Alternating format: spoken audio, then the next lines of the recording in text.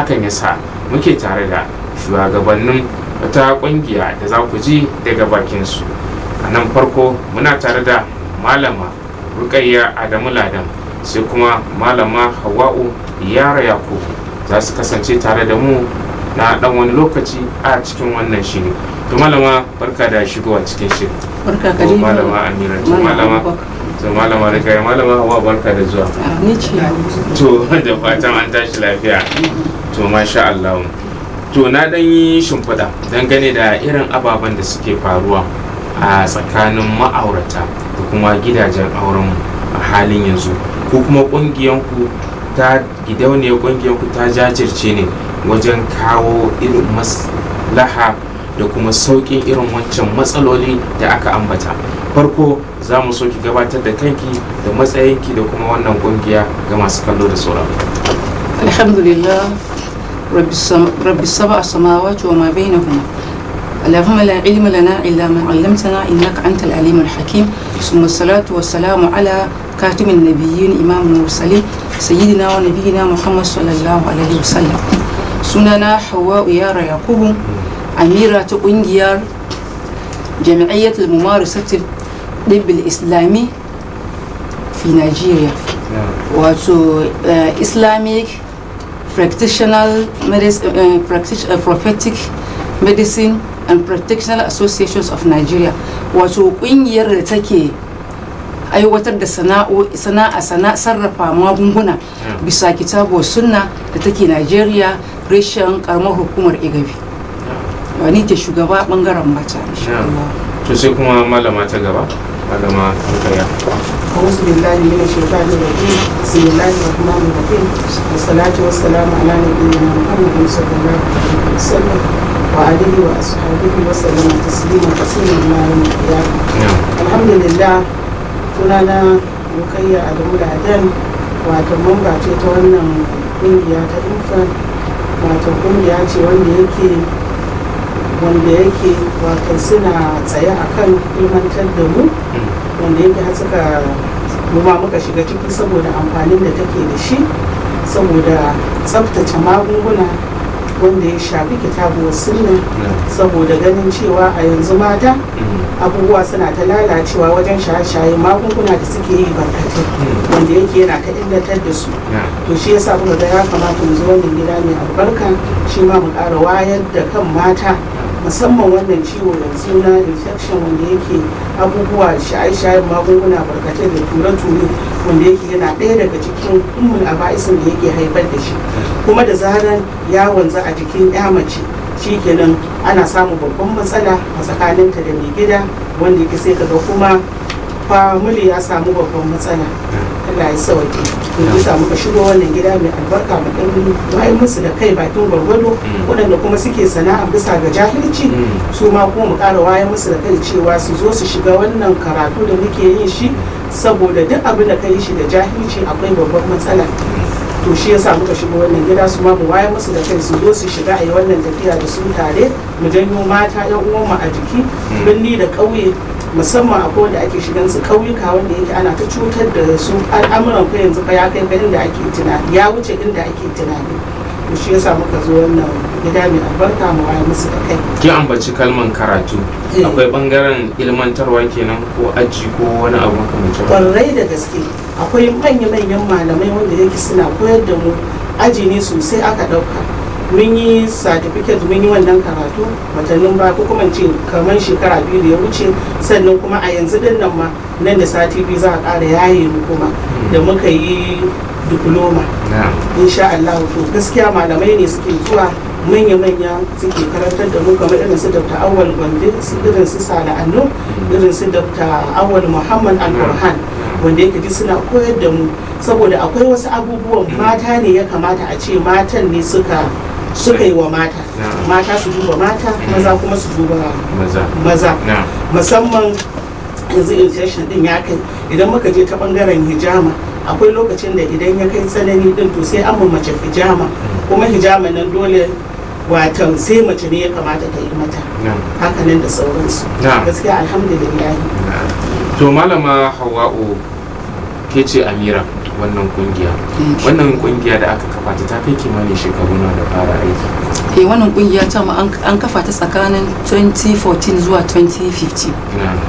Da ta fara aiki. Dangane da irin abubuwan da malama Rukayya ta fara ambata mana, me zaki daura a matsayin ki na shugaban wannan gidauniya domin ku samu maslahan daidaituwa a tsakanin al'umma musamman bangaren mata, kuma a samu ingancin auratayya? Babban matsalan da bangaren mu ke fuskanta a halin yanzu shine lalacewan auratayya da kuma wasu ƙididdiga sama da dubanni da aka yi a makon da ya gabata na cewa mata ke cin zarafin maza da dai sauran irin ababen da suke faruwa, ko kuma maza ma su ci zarafin mata ko wani abu makamancin haka. A wannan gidauniya ta kungiya naku akwai irin gudunmuwan da kuke bayarwa domin a samu ingancin zamantakewa na tsakanin ma'aurata? Kuwa to alhamdulillah, ita wannan kungiya ta mu da ake kiranta a takaice infan, gaskiya kungiya ce mai albarka wacce all over Nigeria har ma da wasu sassan kasashe na Afirka sun san wannan kungiya tana da membobi. Sannan kuma ita wannan kungiya ce wacce kamar yadda malama ta faɗa take sarrafa magunguna na gargajiya da kuma na musulunci. So tabbas mu mata muna cikin wannan kungiya kuma muna ba da gagarumin gudunmuwa. So kamar yadda malama ta faɗa, wannan kungiya muna da rajista da gwamnati, kuma kungiya ce wacce take da biyayya ga gwamnati. Muna da mu'amala da NAFDAC, muna da alaka da NDLA, muna da alaka da sauran hukumomi waɗanda suka shafi kiwon lafiya. Sannan kuma mu maza da mata ne, makasudin na ma zuwa mu a nan gurin zaka ganin mata abubuwan da ke kawo taɓarɓarewar gaskiya zamantakewa sun farko irin tarbiyyar da iyayenmu suka bamu a baya, gaskiya ba mu a kanta. Sai kuma gani menene ya kawo da taɓarɓarewar tarbiyya shine da musamman mata zai hadda ko rashin ilimi da kuma rashin sana'a. Saboda mace idan tana zaune a gida tana dan sarrafa taro da sisi, dan maganan gishiri, kaga dan magi, dan sabulin da za ta wanke mai 'ya'yanta, dan uniform din makaranta, kai da dan kudin makaranta ma wani lokaci idan uba ya gaza mace za ta iya taimakawa. To sai mace ta kasance tana zaune a gida, ita kanta ba ta da wani ilimi, ba ta da wani cikakkiyar tarbiyya, ita kanta tarbiyyar ba ta koshi ba bare ta ba ɗanta. Su kaga dole ne ya kasance mai gida an ce a kawo gishiri ya ce babu. In ko tana da sana'a fa, to makasudin zo mu kenan cewa matan da suke lungu da sako, musamman mu karamar hukumar Igabi mun sani cewa akwai mata. In kina cikin wannan harka ta harkar magunguna, gaskiya muna maraba da ke idan ba kya da rajista dan Allah ki shigo wannan kungiya mai albarka ki yi rajista, domin muna da tsari na karatu karantar da mata shin ma wannan sana'a ya take, yaya ake gudanar da ita, domin ki sami ilimi sai yadda zaki ki zama mai tarbiyya, ki samu har yadda zaki tarbiyyar da 'ya'yanki, ki kuma sami ilimin da zaki samu sana'ar da zaki yi ta bisa shari'a, bisa tsafta, bisa hukuma ma ta san da ke da inda maganin ki zai shiga ba tare da kin cutar da kai kin cutar da kowa ba.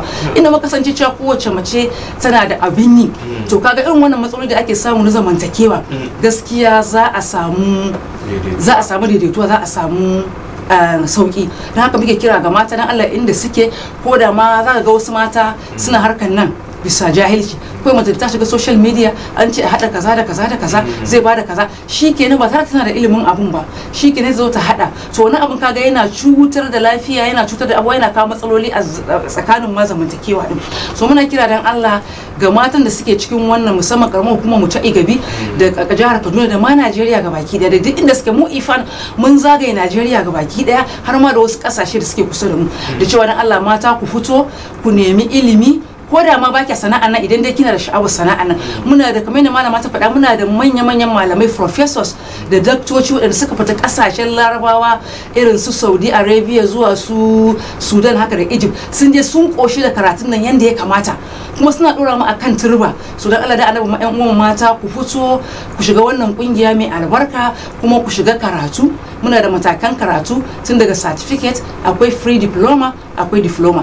Wanda malama ta faɗa shekaru biyu da suka wuce an yaye ɗalibai da yawa, an yaye ɗaliban da suka yi certificate, an yaye ma 'yan free diploma. Yanzu kuma banan da on 6 za a sake yin walima, to an sake walima bayan sati biyu za a sake ɗiban ɗalibai. Wannan makaranta namu tana karantar da harkokin kiwon lafiya a addinance da kuma zamanance. domin muna da darussa muhimmai, ana karantar da mu, ana karantar da anatomic and physiology.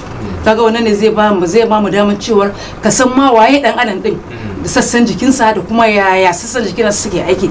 Kaga in ka san wannan to kaga ka hada magani waye da waye ba zai maka abin da matsala ba. Sannan kuma akwai dibbin nabawi, akwai kuma magunguna asalin na Islamic da ta amince a zamanance muna aiwatarwa. Sannan ana karantar da mu clinical skills. Kaga wani ya shafi zamani, gashi maganin gargajiya kake ko kuma maganin islami kake yi, amma ka san yaya idan mai hypertension ya zo, idan mai ciwon suga ya zo, idan mai ulcer ta zo, akwai na'urori da aka karantar da mu cewa ga yanda zamu mu sarrafa su domin mu binciki ciwo, mu san yanda zamu abin nan din shi. Sannan akwai entrepreneurship, sai yanda za a karantar da mace ta yaya ma za ma ta sana'an ne, har sana'an ta zama mai albarka, ta samu riba akai, tunda za ta dogara da kanta, ta taimaki kanta, ta taimaki mai gidanta, ta taimaki sauran al'umma gabaki daya, domin wannan abubuwa da ake samu na matsaloli tsakanin ma'auratayya a samu sauki. So akwai darussa dai ana karantar da mu hijama. Yanzu misali hijaman nan kai mun da malama ta faɗa, ya kamata a ce mata gaskiya mun fito mun koyi hijama yanda ya kamata, saboda kaga misali da ta magana infection, in za a yi wa mace hijama akan abin da ya shafi infection, dan infection din nan kala biyu ne, kuma infection kaga yana buji, ko ni na karanta a da nan wani na shiga cikin me yake da suna cikin duniyar nan da ake shiga ake bincike, sai naga cewa da kungiyar WHO kaga ita ce kungiyar kiwon lafiya ta duniya gaba daya, sai naji cewa wani likita na bayanin cewa ciwon nan na infection yana gujirewa magani. So infection din nan akwai infection na jinnu gaskiya da suke haddasawa, akwai kuma infection da muke dauka a tsakanin mu'amala na mace da namiji, akwai wanda ake daukar shi ma a bayi. So in ba ka zo ka yi karatu ba, kaga ba za ka iya cewa ko da ka ji a media an ce ya hada kaza da kaza a yi kaza shikenan. So mu dai a musulunce babu wani ciwo gaskiya da ba shi da magani, babu shi. Musulunci mu ya gaya mana cewa babu cutar da bata da magani, a yanda manzo mu ya faɗa mana sai dai tsufa da mutuwa. So don haka muna kira ga mata dan Allah su fito, akwai tsare-tsare na ilimomi, mace ko da irin concussion din na magunguna mata take yi, dan Allah ta zo makaranta ta yi a ilimance, don wasu kuma suna yin shi a jahilce ne, suna jawo mata matsaloli ga sunan barkatai. To da Allah muna kira ga mata da duk inda suke da su fito su zo su yi rijista da wannan kungiya mai albarka, su koyi abubuwan nan a ilimance, su samu tarbiyya, su sami ilimi ta yanda za a kawo hanyar da za a kauce mu wannan matsaloli da suke faruwa tsakaninmu da mazajenmu insha Allah. Malama Amira kenan kuka gama jin bayanin ta, Malama Hawwa'u Yaro Yakubu. Zan dawo ga Malama Rukayya Adamu Ladan dangane da wannan bayani da ta yi da kuma wanda kika daura, abinda kuke taimaka ma al'umma idan a samu ingancin zamantakewa na auratayya, kuma a samu ingancin lafiya da rayuwar dan adam, musamman bangaren mata da kuma maza. A ina za a iya samun ku, kuma adadin kungiyar nan taku tana da mutane yanzu a karkashin ta? Alhamdulillah, wannan kungiya akwai mutane ila adadin, wato muna da yawa, amma gaskiya maza sun fi yawa akan mata. Yanzu matan ne dai ake kokarin cewa, don wasu dan suna ganin kamar ba za su iya ba, kamar ilimin kamar ya fi karfin su, to ba haka bane. Insha Allah, musamman idan kana da ilimin, in kina da ilimin boko ne, insha Allah duka zo zaki iya, in ma kina da na addini ne, in duka biyu ne ma duka za a hada, duka za a hada. In ma ba ko daya, in ma ba ko daya za a yi shi gwari, za a yi shi dalla-dalla da yarenki, ko ma ba na Hausa bane. Alhamdulillah. To amma yanzu dan fadakar wannan da muke yi da dalibai da sauransu ne mun dan fara yawa. To shi yasa din yadda Amira ta ce ake gayyatar duk wanda ta ga za ta iya, dan shi wannan batun ba za a tilasta masa ba, amma duk abin da mutum ya ga yana da sha'awa idan ya zo to zai ma ku fahimtar shi. Wannan cututtuka da suke samun mata, musamman mata, dai dan kididdiga yana nuna cewa a kullun shan magani in aka kasa 100 a cikin 100 to za a samu kashi 80 duk mata ne masu shan magani, watan ba maza ba ne. Wani lokacin mata akwai wasu abubuwa da ba sa kiyayewa na dokar Allah, shi yasa za ka ga cewa idan ciwo ya ciwo wani lokacin a ce an ta shan magani ba a samu waraka ba, wani lokacin aljani ma yana shiga, sai ya shiga cikin ciwon. Musamman akwai wani jinni da ake ce mishi jinnin kami, wanda yake yana iya shiga cikin cuta da sauransu ta hanyar yadda mata idan ko za a ci abinci ko za a shiga bayi duka ba a addu'o'i haka ne da sauransu. to wani lokacin sai aljani ya zo ya shiga cikin ciwo. To shigar shi din nan cikin ciwo idan ba kin zo kin samu ma'abota sani ba kin yi bayani to ba za a gane da me za a haɗa miki ba. Amma gaskiya jinni yana illatar da mata musamman a yanzu din nan, musamman akwai wani aljani da ake ce mishi jinnin ashik wanda yake yanzu shi ma mafiya yawanci yana shiga cikin infection, yana shiga domin gurin zaman shi inda ya fi zama a jikin mace shine da kwankwasanta da maranta. To idan ya haɗe da wannan ciwo shi yasa za ka ga a yi ta fama shi yasa ake cewa ku zo ku nemi asalin waɗanda suka yi karatun da suka san magunguna sai a zo a warware wannan matsala, domin wani lokacin za a yi ta shan maganin kuma ba a samu waraka ba. Ina kira ga 'yan uwana mata gaskiya mu rika kiyayewa da dokokin Allah ta hanyar za a shiga bayi a yi addu'a, idan za a kwanta a rika azkar. Manzo Allah sallallahu alaihi wasallama ya kasance yana azkar, yana neman tsari daga sharrin mutum da aljani. Ya mana kuma umarni mu rika neman tsari daga sharrin mutum da aljani.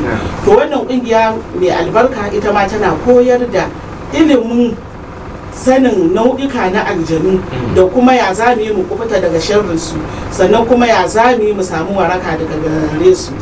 To duka wannan kungiya tana koyar da shi.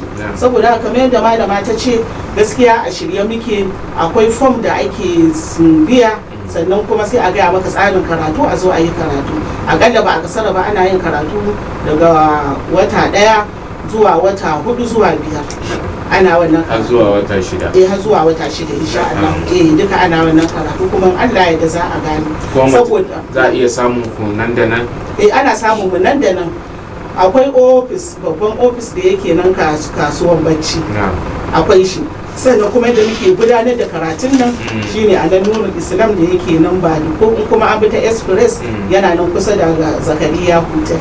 Insha Allah za a samu da akwai Dr. Awwal Muhammad Burhan, insha Allah shine jagoran tarafiya.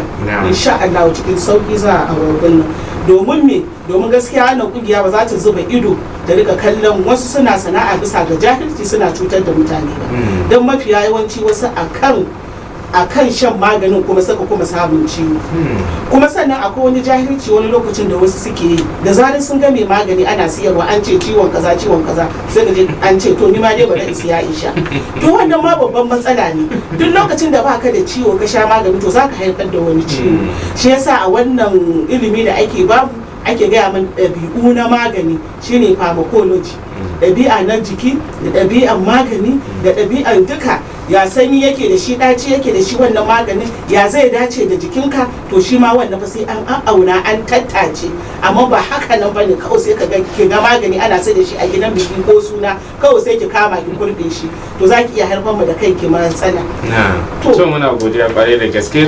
Kafin mu je ga masu kallo da sauraro, kuna iya dace ga wanda ke da tambaya ga wa'annan shugabannin kungiya dangane da abubuwan da suka zo mana da shi. Kuna iya laluban mu a lambobin namu 0814567335 ko kuma 0906514399. Bari in dawo ga Amira.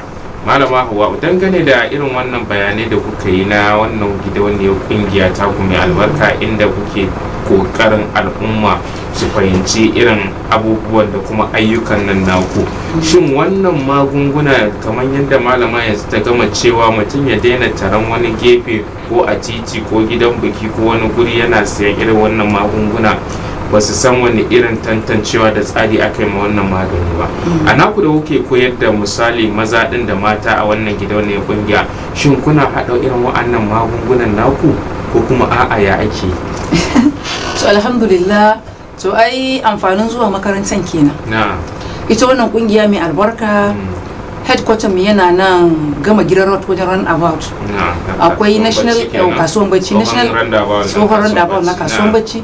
National chairman ɗinmu Alhaji Ishaq Yahaya Sabil, office ɗin shi na nan. Sannan kuma state chairman Dr. Abdullahi Abubakar Dogon Yaro, ana ce mai zaitun, office ɗin shi na nan. Sannan mu kuma headquarter mu ta Igabi local government muna a Badukone bayan gidan mai na so. Kuma wannan karatuka da ake gudanarwa a wannan makaranta ta Nurul Islam, a nan ne ake gudanar da wannan karatu. So kamar yadda na gaya maka, ita wannan kungiya ta mu kungiya ce take biyayya ga gwamnati, kuma kungiya ce da ta sa ido akan gabaki daya ‘ya'yanta na wayan cewa sun ga sun tsara magungunansu bisa shari'a, bisa tsafta, kuma a zamanance. Tabbas kuma muna da mu'amala da na ga maka NAFDAC ta san da mu. Babu wani dan mu gaskiya da yake magani in dai matsaya a cikin wannan kungiyar face gaskiya NAFDAC ta san da shi, NDLA ta san da shi. Domin ba zan manta ba a kwanakin bai an ta wani rikici zaka ga bangaren maza suna yin wani magani wai na karfin maza, wai gashi magani ne wai na gargajiya kuma sai zuwa suna ɗebo magunguna na turawa suna zubawa a ciki. An yi kes na wani magani da ake ce ma kurkura. So kungiyar gaskiya tana yaki da irin waɗannan abubuwa da ake yin su illegal. So kungiyar tana bakin gwargwaron ta ganin cewa an yi magani bisa tsafta, bisa kuma yarda ta hukuma. So gaskiya a yanzu haka halin da ake ciki da mu kanmu da membobinmu da sauran shugabannin muna fitar da magunguna. Kaga muna yin capsule kuma maganin gargajiya ne, muna yin tablet kuma muna yin syrup. Capsule irin na bature kenan. Capsule irin na bature. Akwai shi a bangaren zamanin Islamic. Wallahi akwai shi. Akwai capsule, akwai caplet, akwai syrup. Har da maganin ma na mata irin kamar wanda ake inserting da shi. Akwai na infection, za ka gan shi tablet ne. Kuma wallahi ta hanyar gargajiyar muka yi shi, wanda kuma in harkar ma irin mata kamar yanzu da mata dai mun riga da mu da mazan sanyi gaba ki dai ya lalatar da mu, zaka gani ga mu nan dai mun zama dai wani iri. So akwai magunguna da muke hada su bisa tsari, bisa tsafta. In ma na inserting din ne mace za ta inserting da shi ya kare ta daga cutar wannan sanyi da kansa, ya dauke wa mace ni'ima, da kuma bayan ya dauke mata ni'ima kuma ya maido mata da ni'imata insha Allah. So muna da wannan tsari idan Allah ya kawo mace sai muke cewa matan su fito su zo su yi karatu, su daina hada magunguna illegal, su zo a koya musu yadda ake yin maganin nan cikin shari'a, cikin tsafta, kuma cikin zamani insha Allah. Malama, in mace tana buƙatar ta shiga wannan kungiya kamar yadda kika ambata kuna da tsari, menene tsarin da ya kamata a ce mace ta zo ta shiga har ta samu ingantaccen ilimin kamar yadda kuka ambata? Alhamdulillah, idan tana so ta shiga dai da farko za ta iya samu ko ta je can ofis na kasuwar banci din ta nemi su shugabanninmu. Idan kuma wannan karatun za ta yanzu an tattara shi ne a ƙarƙashin na bangaren idabi, ana yin shi a nan nura islam kamar yadda ita Amira ta ambata. Idan ta zo za ta sayi form, idan ta sayi form za ta cike shi ta sa hoto. Wannan form din akwai dokoki da sauransu wanda yake idan tana da miji zai sa hannu, idan tana da ba ta da miji mahaifinta zai sa hannu. Alhamdulillah za ta dawo da shi, to sannan akwai kuɗin makaranta da za ta biya. Idan ta biya kuma shi ma insha Allah idan aka faɗi kuɗin makaranta za ta iya biya duka ko ta raba biyu ko uku, komai dai cikin sauƙi ne. Sannan kuma kamar yadda malama ta ce akwai ilimomi da ake yi akalla da wannan pharmacology din, sanin ilimin tsirrai da sauransu, da yadda za ta haɗa magunguna, da sanin ilimin jiki, da su hijama haka, da maganin jinnu. To duka za ta zo ta koya cikin tsari ne, cikin sauki. Ta same mu idan tana zuwa, akwai shi Dr. Awal Muhammad din, akwai in ana zuwa gurin za a same shi, kuma insha Allah kuma za mu bada lambar wayan shi wanda yake idan aka kira shi. Kuma form din da ma za a iya samun shi ta hannuna ko kuma ta hannun Amira, insha Allah za ta samu wannan form din inda ake bukata. Sannan musamman da shi wannan ilimin wannan hijama din yana da muhimmanci mata fa su yi shi sosai, su san gabobi, saboda a kafan ma akwai waɗanda suke yin shi da jahilci, wato shi hijama din. To a jikin dan adam gaba ɗaya duk inda za a saka ma mutum kofin nan na hijama to akwai sunan shi, akwai kuma yadda za a sa shi. Yasa mafi yawanci idan za mu yi firatikal din za a yi shi da lemo da ayaba, sai ka kawo lemo da ayaba saboda a guje ma jijiya, domin an samu wanda ta je ta yi hijama din kawai ta je ta yanka jijiyar baiwa Allah, jini ya zo ya dingi zuba.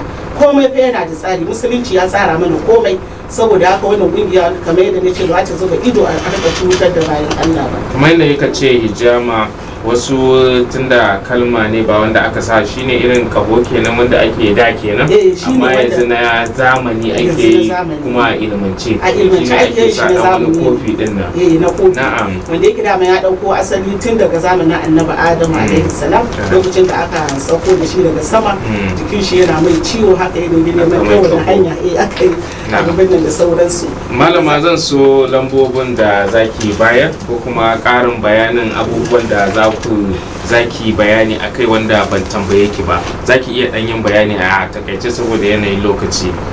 To lambobin wayar mu dai shine ni Amira, lamba ta 091 61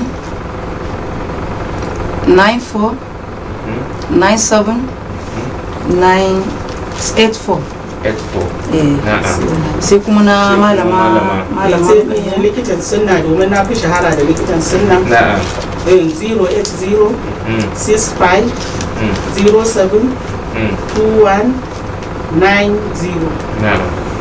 To akwai abubuwan da za ku so a takaice a ɗan kankanin lokacin nan ku faɗa wanda kuma ban tambaye ku ba, kina iya ɗan yi ma masu kallo da sauraro ƙarin bayani, amma kafin nan hello. Wa alaikum salam. Barkan ku da barka da aiki. To mu je kai tsaye. To Bashir ka ji malaman mu. Kaɗan da yi zan ɗauki ɓangaren da kuka kace aka yi bayani a kan yadda yanayin tsadar ya kai yawa a kan. Amma kana kallon mu yanzu ka ji bayanan da malaman nan suka yi yanzu? Ina ga ka ƙara laliban mu, kila bacci kake yi. Hello. Wa alaikum salam. Zainab Abdulkadir daga Bariko. To Zainab kin ji bayanin malamai? A na ji ko bayanin malamai, abu na kushe gida ma ba mu da labari. To yanzu gashi kin samu labari. Ai ko na samu labari, za ku gani ko insha Allah. To madalla. Yanzu ne abin da nake so fahimta. Na'am. Idan suka koya ma mutane karatu. Na'am. Za su sake su ne su je gida su rinka hada nasu maganin hukunta suna nan tare da su. Shine tambayan ki. Yawa shi ne babban tambaya na gaskiya. To muna godiya ƙwarai. Malama Amira kin ji tambayan ta, bar mu amsa wannan ta kasance mana na ƙarshe saboda lokaci. Hello. Wa alaikum salam.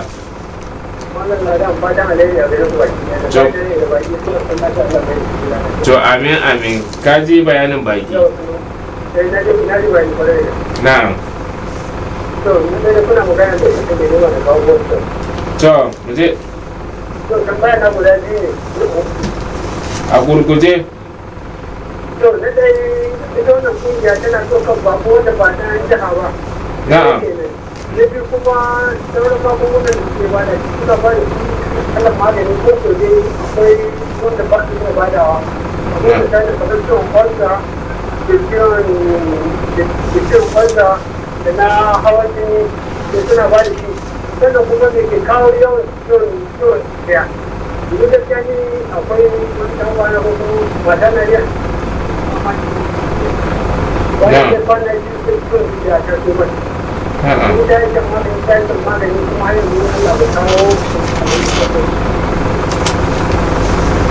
Can muna godiya ba za su amsa maka.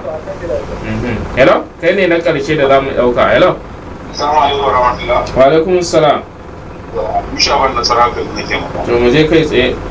Da fata alheri da kyakkyawan da gaba baki wata. To Allah ya sa haka. To wato ina tare da su dan ina gide na zama da ci gaba da ban bayanan su.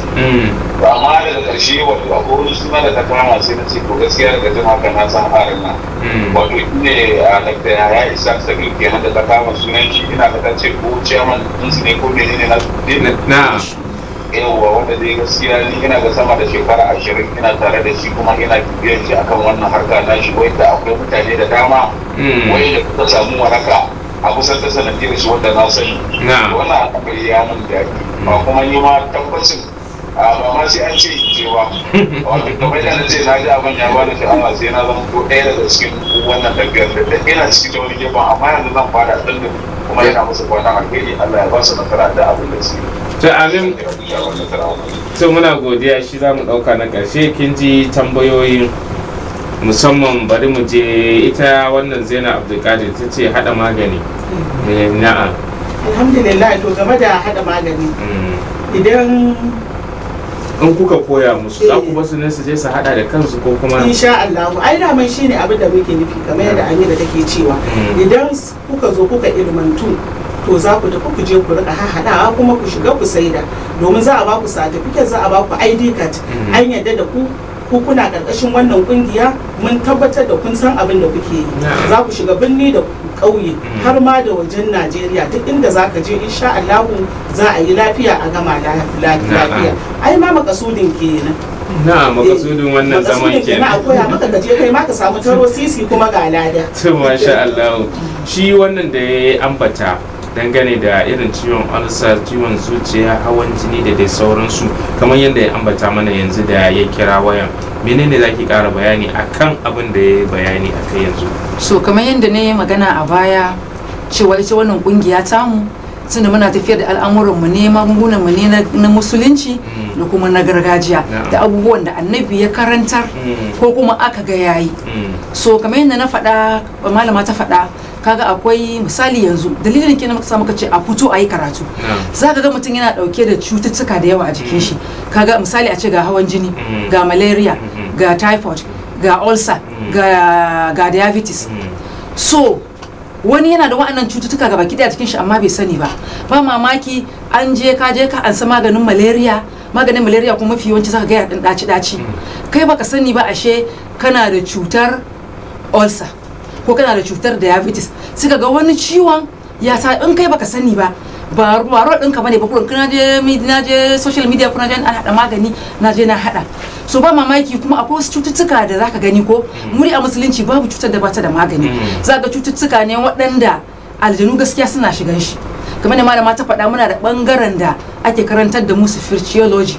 Shin ma daga nan, daga yadda kai ma mutum diagnosis, kai mai interview mai ke damun ka, nan zaka iya gane shin ciwon nan lafiya kalau ne, ciwo ne ko wani abu ya shiga. So irin zaka ga idan aljanu sun shiga cikin lalura ba iya ganewa, ai ta shan magani ba a gane. Amma mu ta hanyar wannan karantarwa da ake mana gaskiya muna da ilimai guda biyu, ga na zamanin kuma ga na addini. To nan mukan tantance shin jin ya shiga wannan ciwo ne ko bai shiga ba. To idan ya shiga zamu insha Allah akwai mafita da izinin Allah. Ba ko zai iya zuwa ko kuma sai dan igabe. Ai mu the whole nation na gaya maka ma muna da membobi a wajen Najeriya. Duk inda kake a Najeriya zaka zo ka shiga wannan kungiya. Kuma kiran mu ba ga Igabe local government da gaba daya a Kaduna state gaba daya, duk inda mata suke mu dai har mazan ma, ko da baka cikin ma harkar amma kana so kai harkar domin sana'a ce, in ka tsarkakar zuciyarka ka yi ta domin Allah, ga la'ada kuma ga lada. So muna kira ga jama'a duk inda suke da su fito su yi rajista da wannan kungiya kuma su zo, amma fa mu wajibi ne a kungiyar mu gaskiya ka kasance kai karatu. In kana so karatun wannan sana'ar maganin, muna kuma ƙara kamar na ga maka na tarbiyya da kuma zamantakewa musamman bangaren mu na mata. To malama, shi Abu Sha'aban kin je irin ƙara muku karfin gwiwa, yace ɗaya daga cikin malaman da kuka ambata ya san shi kuma tsawon lokaci gashi kuma kuna tare da shi ma zai shigo, kuna maraba da irin su? Muna maraba, alhamdulillah. Yanzu cikin mu saboda yanzu ga su mu ƴaƴan nasu da suka yi mana tarbiyya suka karantar da mu na magungunan, yanzu gashi na ana bugu ga magani. Daga cikin mu duka gashi nan ɗaliban da aka yaye su irin su bebedu, su alan gugurumi, sannan su Dr. Nasiru gashi nan duk suna bubuga, mu ma duk muna bubuga muna sai da su, kuma muna ganin mata sosai. Insha Allah. Menene sakon ki na karshe ga al'umma saboda lokaci? To sakona na al'umma, duk abin da zaka yi to ka sa tsoron Allah a ciki. Idan ka sa tsoron Allah ko ne zai zama ne. Saboda gaskiya mutane suna fama da cututtuka, bai kamata ba ka sani ba ka zo ka ce za ka ba mutum magani kanka dai kaga dai baka ji tsoron Allah. To ina kira ga yan uwana mata masu albarka su shigo cikin wannan sana'a, watan su zo su yi wannan karatu, dan mu yadda kawai mu fito media mu ce ka hada kaza da kaza ka sha ba, wannan ma jahilci ne. Sai dai ka zo ka karanta ko kuma a koyar da kai, to sannan shine kai daidai. Muna roƙon Allah subhanahu wataala ya sa mana albarka. Malama kice Amira, me zaki kara dangane da wannan bayanai da kuka yi daga farko zuwa yanzu? To alhamdulillah, abinda zan kara anan dai shine kamar yadda malama ta faɗa dai muna ƙara kira ga mata don Allah da annabi da inda kuke ku fito ku rungumi wannan sana'a. Za ki kasance za ki yaye makanki bakin cikin namiji, ƴaƴanki za su samu tarbiyya. Sarora kwabo wallahi ba zai abin nan ɗinki ba. Kina cikin gidan kun za a yi sallama, malama ina son kaza, malama ga matsalata, malama ga matsalata.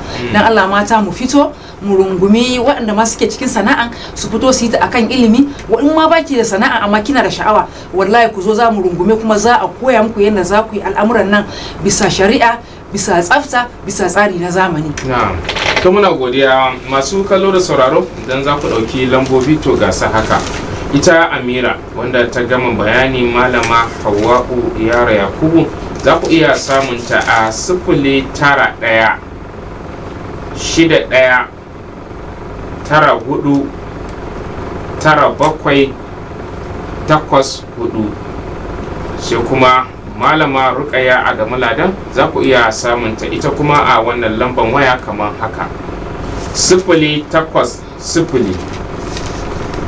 65 07 2 1 9 0. da fatan Allah ya sa a dace. Malama muna godiya kwarai da jimurin zuwan ku kuma malama muna godiya malama Amira to mun gode kwarai da gaske. Masu kallo da sauraro da haka muka kawo karshen tattaunawa da bakin namu a daidai wannan lokaci inda za mu ci gaba da sauran jerin rahotannin namu. Za mu leƙa